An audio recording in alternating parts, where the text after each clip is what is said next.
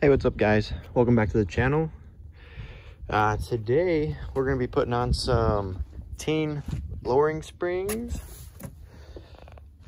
I don't know the exact model, but looks like the S-Tech. They should drop it like a inch and a half, I believe. So we'll see. I know this car does have a bit of a reverse rake, so we'll see if it gets rid of a little bit of that, hopefully. But yeah. All right, guys. So stock height to the center of the fender here.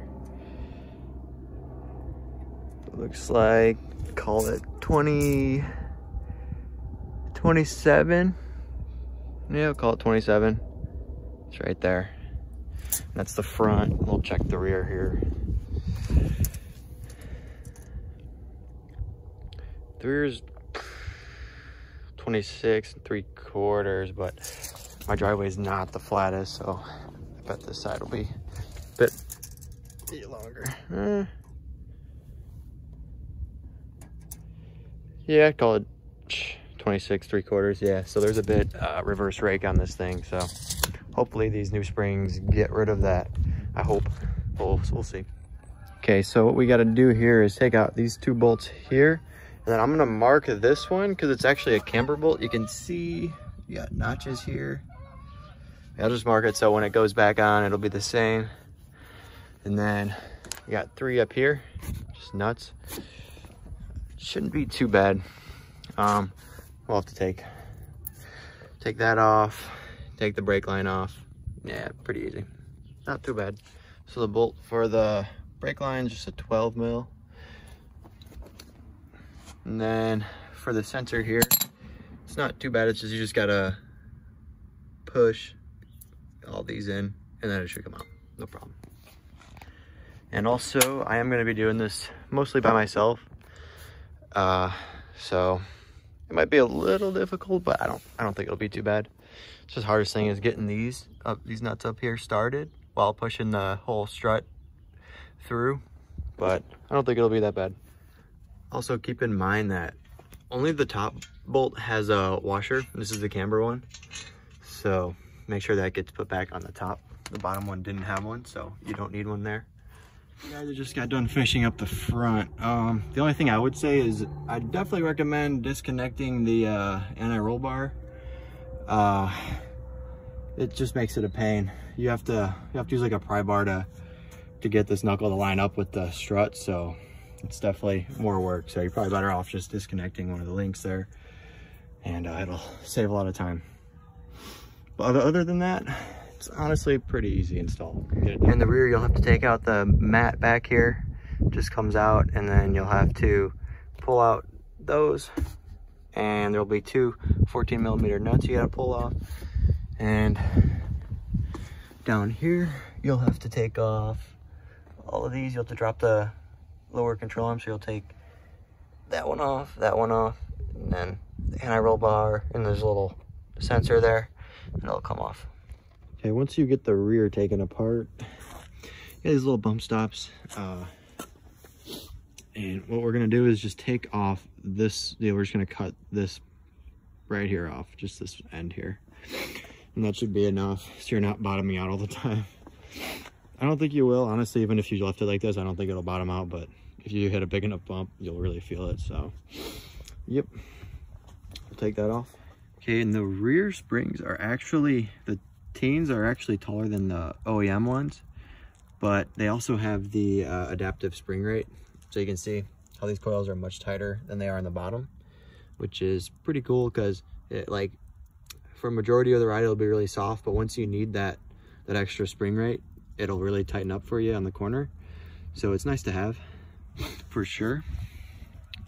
And I also assume that this will actually be a softer spring rate than this, because obviously a taller spring that's gonna lower it more means it's gonna compress more. So should ride maybe a little better, maybe not. I don't know. I can only imagine it's not gonna be better, but you'd hope. And then you'll want to put the tighter end of the coils up top when you're putting it on. Just like that. And also make sure that you have this end, it sits in here. And I definitely recommend like cleaning all the stuff out of here, all the dirt and everything, makes it seat a little nicer. But yeah, and then top hat, you can kind of just match it up where it was. You see there's, you know, left a mark in the rubber. Just put it on. And okay, so when you're taking it apart, you really don't need a spring compressor because it's not actually going to go anywhere. But slide that off. The baloosh, spring comes out. And then your bump stop here. It's a little tight, it's a little tight. Okay. And then again, we'll cut this end here off to the Tein spec. Okay guys, the lowering springs are on now. It wasn't bad, but there's definitely some reverse rake in this thing. It looks like it's sagging in the rear. Just a little bit. And with this wheel setup, it does rub a little bit here. And only in the rear and on this corner. It's a bit strange, but yeah, I don't know. I'm definitely not a fan of that, so. But let's measure a little before and after. So now we're at about 26 inches in the front, and in the rear just under 26.